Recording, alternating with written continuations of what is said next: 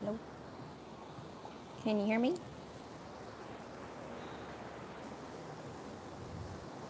Hello? I'm Aphrodite Rose Starfire. Welcome to my channel. Um, please subscribe to Aphrodite Rose Starfire channel. I make YouTube videos. I'm at the beach right now, so hence my attire. So YouTube, please let me be monetized because I am at the beach, see? I am at the beach in a swimsuit because I'm gonna go swimming. So we'll let people come in. This video is a response video to Tetsuya channel. So please go over and subscribe to Tetsuya. They've made a few videos in regards to the GATE program. If you're not from America, or if you weren't born in the 80s, maybe early 90s, you might not know what GATE is. GATE is the Gifted and Talented Educational Program for advanced children. And so Tetsuya made a few YouTube videos reading the 4chan threads. I guess there's a esoteric Greentext thread on 4chan. I don't know if Greentext is its own thing or if it's on 4chan. But people on 4chan have been writing about the GATE program, and it basically is MK Ultra, what's represented in Stranger Things, and Tetsuya reading the 4chan thread, it's all of these different people's stories and recollections about the GATE program and their amnesia regarding the program, and different experiences, weird things. Akira? I don't know what Akira is. Oh, Greentext is a subcategory of memes, basically stories. Okay, yeah, I'm not into like the threads and stuff, so I just saw this thing about the GATE program and I wanted to respond about the various aspects that were highlighted because I, in fact, was part of this program. And a lot of the stories I'm going to share, I've shared before on prior videos. So I have, it's not like I'm, trying to like remember memories that didn't happen, but because I've talked about it many times before. So the one thing about the GATE program for me is that I had a little bit of a different story, and I've heard other people have similar stories in that I was constantly being tested for the GATE program because I was really advanced for my age, intellectually and emotionally, and I was always being tested. But they were I got the answer like, oh, you're not good enough. Oh, you just tested under, or oh, all you needed was this much more of a point and you'd get accepted. So it was like this feeling that I wasn't quite good enough, or I didn't quite fit the expectations of what a gifted and talented child would be. But I think that was a lie. I think that I was in the program, and part of the program, for me at least, was being told that I didn't make it, to give me kind of like, I don't know, a humbleness, or like a drive to achieve things that I thought were unattainable, or something in that realm. Okay, so one thing that makes me think that I was actually in the program is that I think my whole school was in the program. I think my whole town was in the program. I grew up in a very like Pleasantville-esque suburbia, like all track home, like lots of soccer moms, like nuclear families, like the cookie cutter box houses and the brand new schools. And my elementary school was a California distinguished school, and in California, Northern California, in the Bay Area, but it was a very picturesque suburb of the San Francisco Bay Area. It was also, my elementary school was like a presidential elected school. And all of the kids were pretty advanced, really smart kids. The thing about this GATE program that seemed to be synonymous was that children were put in these windowless rooms for their program. Either the rooms had no windows, or if there was a window, it was blacked out with paper or coverings or something like that. And I was thinking about it, and the way my elementary school was set up was that every room was windowless, from kindergarten to fifth grade. The way the school was set up was that there were classrooms, and then there was this internal hallway in between two classrooms. So you'd walk in from the outside into the classroom, and then there would be a row of windows on the other side of the wall into an internal hallway. So it was like people could walk in this hallway and have views of classrooms on either side. So you'd be in class and you'd see like executive people or administrative people or the principal walking down the hallway through the window, but it was an internal window. It wasn't a window to the outside. It was a window into a hallway. So it's like people could walk this walkway and observe all the students continuously. And there was maybe a small window by the door to go to the outside, but that was always covered with like construction paper, art projects. It wasn't like a window you could look out of and look at the outside or the sky. And that was every classroom from kindergarten to fifth grade. No windows, and like this observation hallway. And oftentimes you were brought into the hallway to do special testing individually. Sometimes kids were sent to the hallway for to be punished, like as a timeout. But again, there was all windows, so you could see into the hallway and see what that child was doing, or keep an eye on them. So there's that. The testing. So on this 4chan thread, they talk about doing IQ tests, hearing tests, vision tests, puzzles, weird scenario games, and I did all of the above. And again, for these testings, I was brought to this hallway. That was that was how the whole school was set up. Were the classrooms to this internal hallway. And the biggest thing I remember is doing these origami testing. We would have to fold paper into certain shapes, and it was timed. We had to, there was these like plastic shapes that you had, like a triangle and like a square and a rectangle and another smaller triangle, and you had to fit it into like a designed border and try to fit all the pieces in so it fit perfectly into the border. And then you would get a new shape, and you had to do it with the same pieces and fit it in perfectly. And it was like all timed. There was also like mazes that we had to do.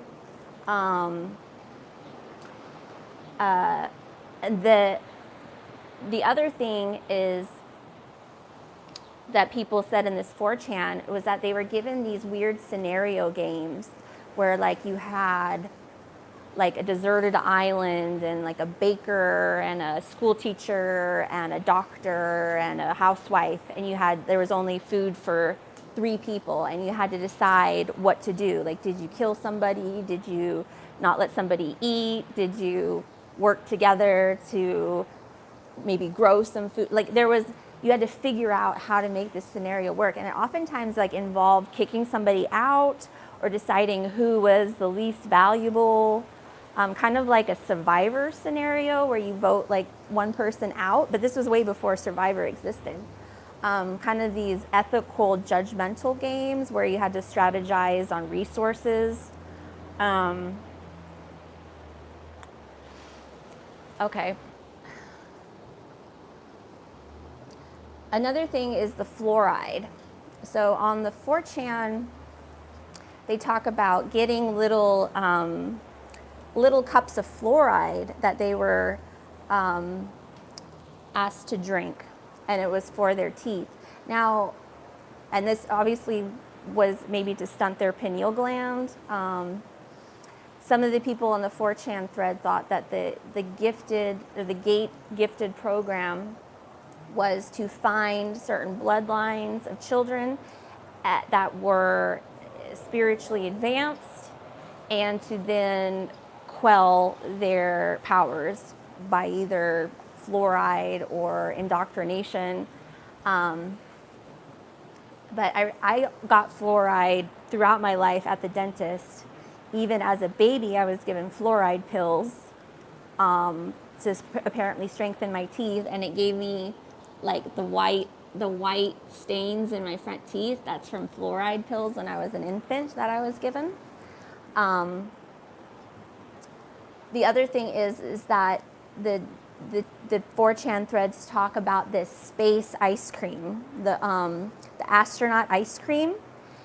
And I remember that was for sure almost every grade through school, we were given this cool astronaut ice cream, and it was like the freeze-dried cubes of, it was space ice cream. It was freeze-dried ice cream, and you put it in your mouth, and it would like suck all your saliva out and then dissolve, and it really wasn't that great. But apparently that is like chock full of fluoride. It's like a fluoride superdose. And I remember that was a for sure thing. Another thing people talk about is that they were given this pink slurry to drink. And it was called different things. But a lot of people think that it was amoxicillin, that bubblegum flavored medication that you'd get for ear infections. And I kind of do remember getting that.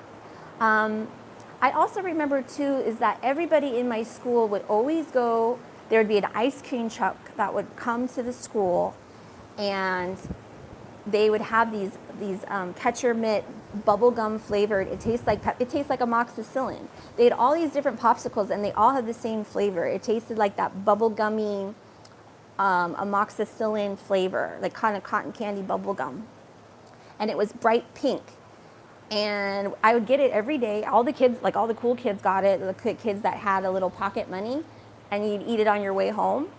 And I was kind of thinking, like, what if that was just, they were dosing everybody with amoxicillin, all the kids, or, and just masking it as ice cream, because it had that flavor. And it's just that you know what flavor I'm talking about. It's like that bubble gum, but it's a medicated bubble gum flavor, like that pink. Because I liked the taste of amoxicillin. Like when I got sick and I had to take amoxicillin, I kind of looked forward to it. I thought it tasted really good.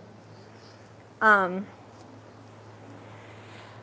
other thing is the hearing tests and the vision tests.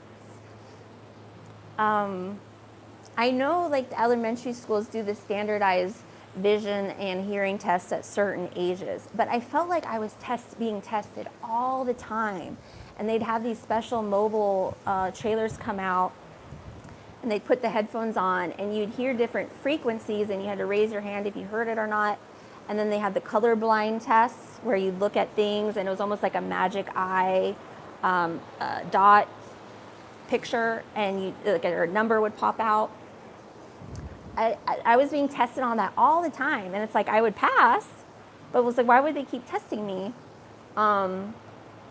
And I remember doing the frequency testing where you had to open your hand, and I would hear it, and I'd say that, and the audiologist, the person running the test, would go, really?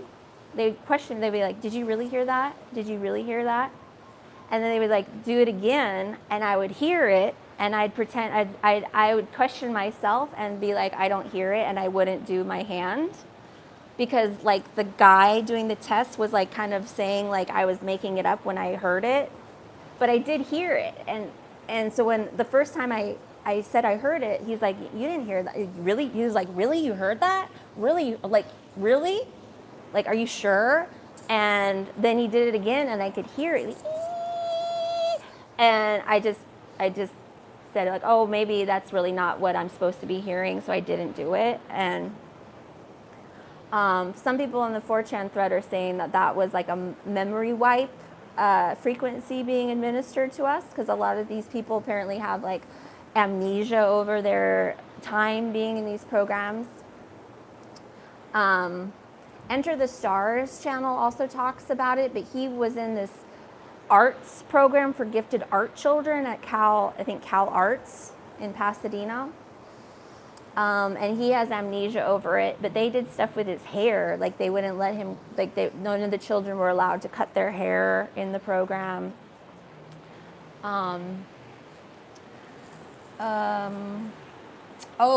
Also with the testing, lots of ink blot. What's the name? I forgot the name of the ink blot tests, but where we were shown ink blot tests and asked, what do we see? And I always thought it was fun. But also, I guess the children in these GATE programs were kind of into the occult and ESP, and that's what I was all about. Like as a child, I would go to the library and go into the Dewey Decimal system and I'd find all the books on witches, all the books on vampires. I was obsessed with the Salem witch trials. Like this was like when I was in second and third grade. I had a book on ESP. I'd practice trying to like move things with my mind. I would read this book about the Salem witch trials, and I would like have memories of being there, and I'd put myself in that historical scenario like I remembered it.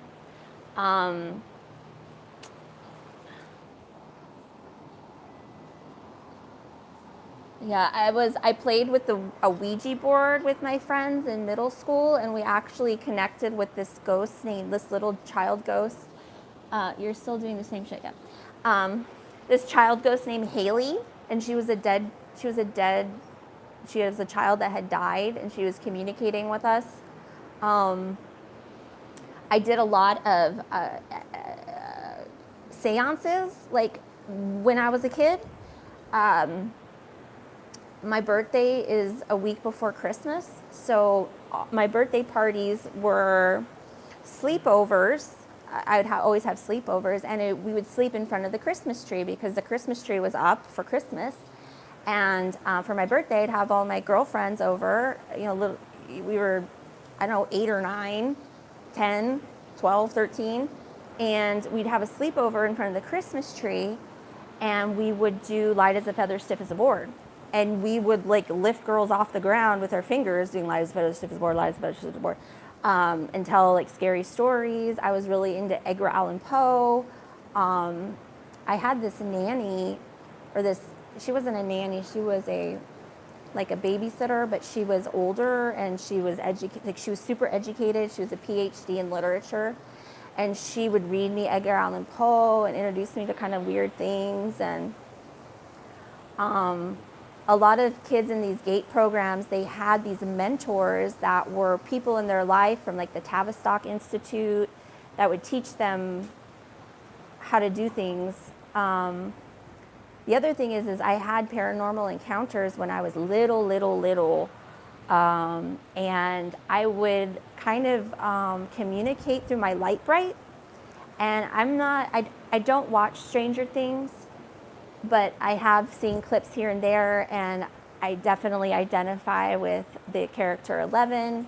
My initials are KK. K is an 11, and a KK is an 1111 portal.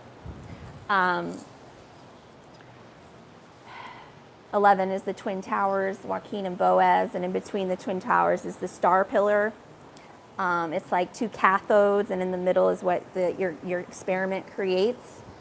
But I think in the recent Stranger Things, they use a light bright to communicate to the underworld or the other side or whatever. And I had a light bright as my night light growing up. And I remember I would stare into the light bright as I'm trying to go to sleep, and I would have sleep paralysis and communicate with beings. One time I had this dream, and it was like a sleep paralysis dream because I was in my room staring at my light bright, and this is when I was like 5 or 6. And my whole room was like in this like low pink glow. And I knew there was a being in my room. I could feel, like there was something that lived under my bed, an ankle grabber, and I had to like jump over, like I had to jump. When I got off my bed, I couldn't just put my feet down. I had to like leap far away from my bed, otherwise the ankle grabber would get me. And I was laying in my bed, and I knew there was a being in the room. And in my mind, I was talking to it, and I was like, prove yourself, prove it to me, you're here. I know you're here, I know you're here. And so I got out of my bed, and I walked to the corner of the room, and because I like knew it was there, and I started like putting my hand into the area, and it felt like when you put two magnets together and they're opposite, like you have two magnets and they don't suck, they oppose, and there's like that round sphere of repel. And you can like push through it and push the two magnets together, but then they pop off on their own.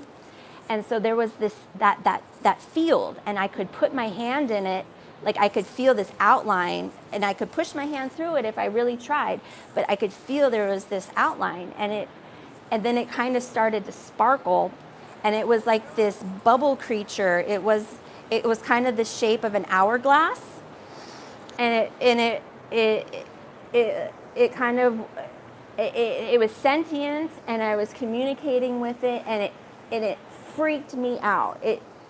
The fact that I could feel the entity there, and that I was confirming to myself that there was something supernatural there, it made me really scared.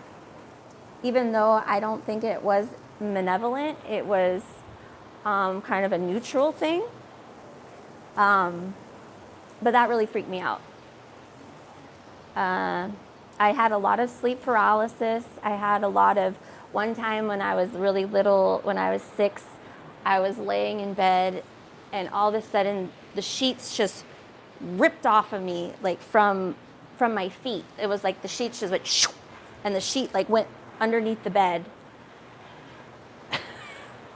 And I was like, oh. And I think I just laid there still because I didn't want to get out of bed, because then whatever like pulled off the sheet would get me and pull me underneath the bed.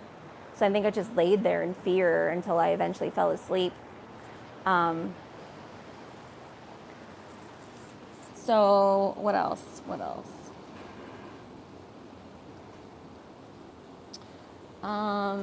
There's the deja vu. I had lots of episodes of deja vu and mirror work, where when my parents, I had a lot of turmoil, and my life totally changed when I was 6 years old, and my parents divorced, and my brother was diagnosed with muscular dystrophy, and I knew he was going to be in a wheelchair for the short term of his life. And at that point, I switched schools temporarily to live with my mom in the town over, and it was a brand new school. Like first year that the school was opened, and when second grade, I would be out in the field picking grass and trying to make like daisy chains, or little chains out of the grass flowers. and I would have deja vu, where I'd be sitting on the field and I would time travel, and I would have my adult self come into my body and I'd have like future memories of of of remembering being there in the field, but as an adult. And I would lose time. And I would also have these episodes where I'd be so upset, crying in the bath. I'd lock myself in the bathroom and I'd look at myself in the mirror and I'd be crying, crying, crying. And as a kid, when you get really blubbery and you're like, "Ooh, ooh, ooh," and your spit gets really thick, and I'd start blowing bubbles with my spit like a bubble gum, and to calm myself. And I'd just be crying and looking at myself in the mirror, crying, and just crying, crying, crying. And I started just staring into my pupils, and I would like look deep into my pupils, and I would have a voice come in my head, and it would be my future self, my adult self, and the voice would say, you're gonna get through this. You're gonna grow up, and your parents are messed up, and you're gonna be really important in life, and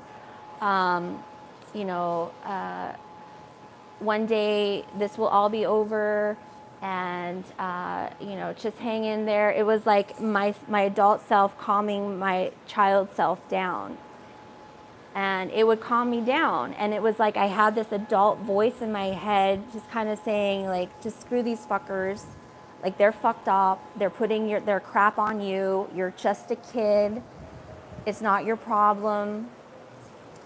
And in that exchange to the mirror, I would lose time. Like, I would be sitting in the mirror for hours by myself. A lot of times, when I would get upset, like when my mom got remarried to this really abusive man, I would go hide I would go outside for hours on my bike, and I would just go get lost. And sometimes I would hide in the backyard, and I would become invisible. I would hide, and one time my mom was the family got in a big fight. My ex stepsister was like beating up my brother, who was disabled, and she was like 18, and she was beating up my brother, and he was like 8, and he was like in a wheelchair.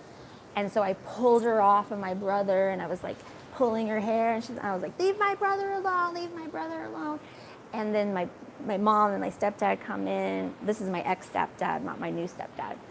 And they're like, what's going on? And I just bolted through them. I just ran through them, and I ran outside, and I hid, because I was like so traumatized from the whole thing. And I went underneath my mom's Suburban passenger, like you open the door for the passenger side, and I went where under where you put your feet in the front passenger side. I went into that space, and I curled up in a ball, and I made myself invisible. And I could hear my mom going, Kimmy, where are you? Like, come out, everything's okay. And she's looking. She opened the door to the Suburban, the passenger side. She opened the door, and I was right there in the wheel, like in where you put your feet in the front.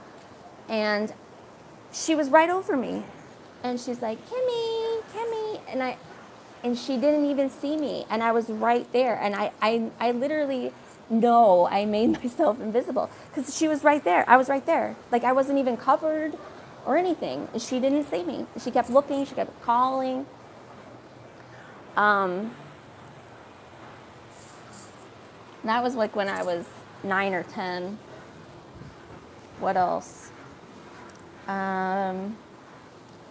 Part of being in this program is usually you're the firstborn, which I am, blonde, which I am, usually have military ties. My dad was pretty high up in the military, in the Marines. My mom also has military ties.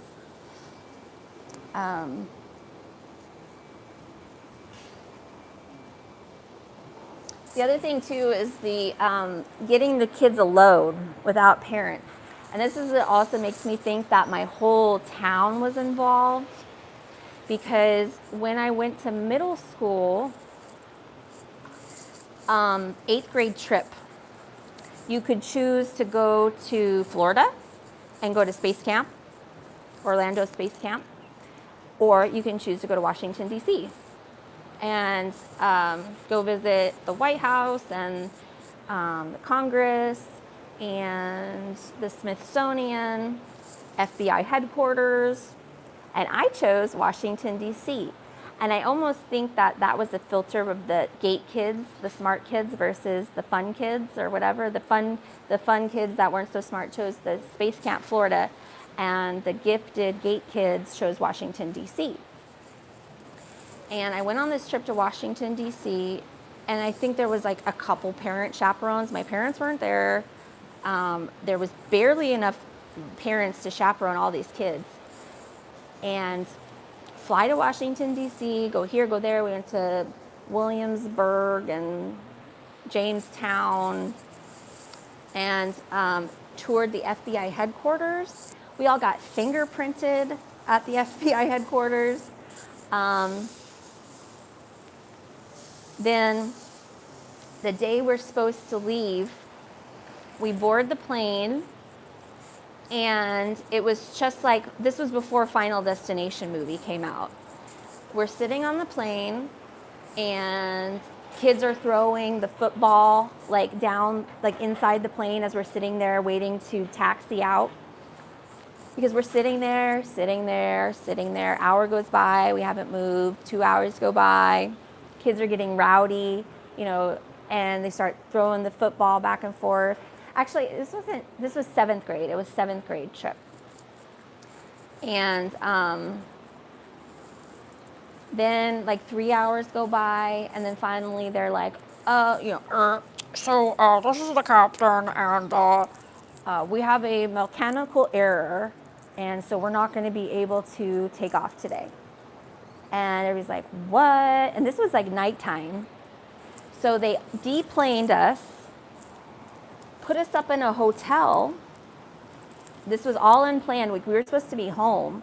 This is before cell phones. I don't even think that I was able to call my parents. I think they allowed us to call our parents. But we were rushed. We were put into these hotel rooms, 2 kids to a bed, 2 beds in a room. And we were going to have a flight the next day. So it was like this extra night that was unplanned in Washington, D.C., unchaperoned. And I remember an adult coming into the room in the dark, I'm assuming to wake us up to go to the plane. But there was like access where adults came into my room, and who knows what happened. Like, who knows what, mind wipe stuff. But like, all of our parents didn't have their kids when they were supposed to have their kids delivered to them. So that was really weird. And I strongly feel that something happened that night where we were, I don't know, mind wiped, or something was programmed into us, or, because that was just weird stuff. What else? I think there was also this anti-parent programming that happens.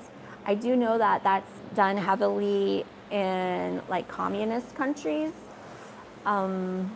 where they really want the children separate from the parents, and at school, and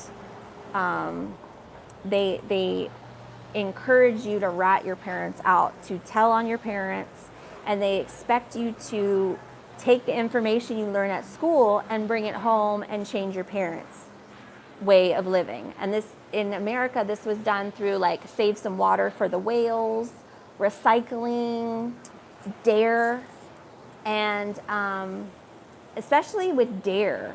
Like, I'm sure you guys remember learning about the whales and Humphrey the humpback whale and, you know, contaminated water, and you'd go home and you'd be on your high horse and telling your parents to turn off the water and maybe don't flush, you know, yellow, let it mellow, brown, flush it down, and trying to make your parents change their way of living, you know, based on what you learned at school. Part of this was the DARE program, which was an anti-drug program, and they would show you videos and have a cop come into school and basically say, like, oh, if you have alcohol in the house, if your parents are doing this, if your parents are doing that, they're an alcoholic, they're an addict. And you would come home and you'd be like questioning your parents' drinking style. Like, I remember talking to my teacher afterwards and saying, like, my parents drink this much. Yeah, McGruff. Yeah, my dad was a cop, and he brought Scruff McGruff to school.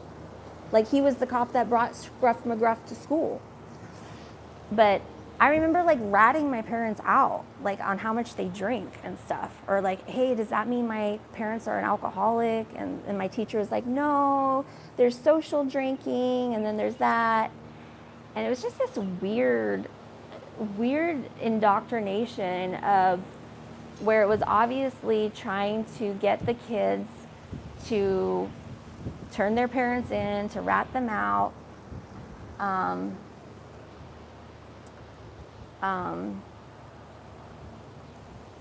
to report them, to have this mentality that school knows better than my mom and my dad, and to maybe like indoctrinate the children to think that their parents aren't really all that, like their parents really don't have the answers.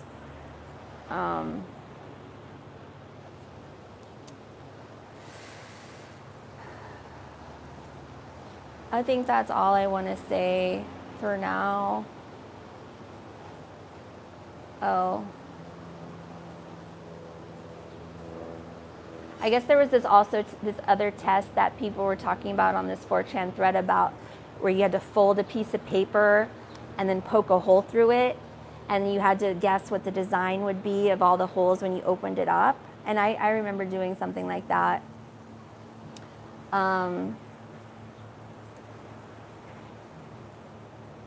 I was also put into these weird scenarios at school that just, when I look back at it, it's just like, that was really messed up. And it was like okay with all the adults at the school. Like, for a while I was staying at this daycare after school, and it was a mobile trailer on the school campus of my elementary school. And then one of my parents would pick me up at 6, and you get out of school at 2:50, 3 o'clock, and so I was at this daycare for 3 hours, but we had access to the playground of the school because it was on the school campus. And this was 3rd grade. I was allowed to go with my friend Heather to help my teacher after school. And my teacher was Mr. Wofsy. It was a dude, a guy, 3rd grade teacher, and he was kind of this tall, slovenly New Yorker. He kind of had this black, kind of loose, curly hair, and he kind of looked like one of the Sopranos. He kind of talked like Joey, I don't know, like a soprano. He kind of had a belly, and kids kind of saw him as the cool teacher, and he would teach us advanced algebra, and he'd say, you guys are learning math, what college students are learning. We'd feel all cool and special and really smart. And I would go with my friend Heather. So he was my 3rd grade teacher. And then I would, after school during daycare, we were allowed to go by ourselves, walk to my 3rd grade classroom and help Mr. Wofsy after class. And so me and Heather would go to the classroom, and he'd be in there by himself because school was over, and we would help him take stuff off the wall, different projects, and put new things up.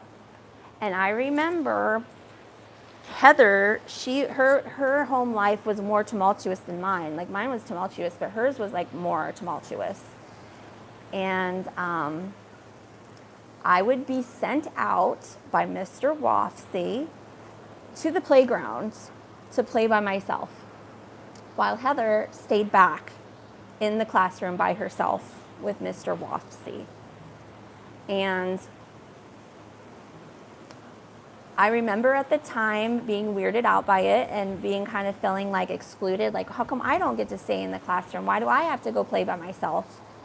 And I would just go out and just kind of like play on the monkey bars, and then I'd be feeling like, wow, I've been out here a long time, and I kind of try to go back to the classroom, and they would kind of tell me, I have to go back outside by myself.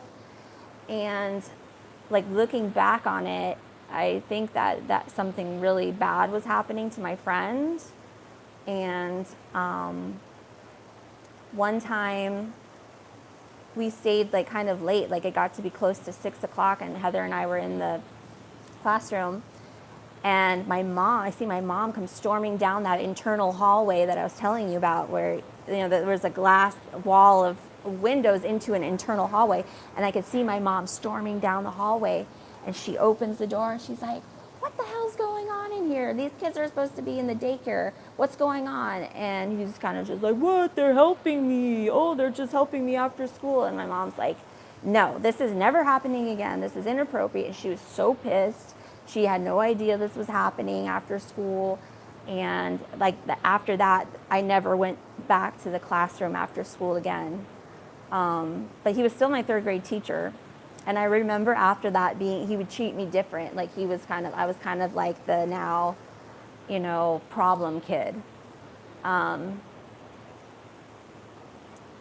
So it's like we're all of these like staged events to like see how I reacted, how I processed the situation, So anyways, that's my gate story. It'd be interesting if people from Tatsuya come over and watch this channel. Please share your own stories on the gate program. If you have amnesia of windowless rooms and doing puzzles. Steven's offering, I can move with you? Oh, cool. Thanks. The mind of a post-wall childless roasty. Chalk Body Outline, don't you have a job? Aren't you supposed to be at a job? I'm on vacation right now. That's why I'm able to do this video. Yeah. So, anyways, that's it. I'll read comments later. Thanks. Talk to you later.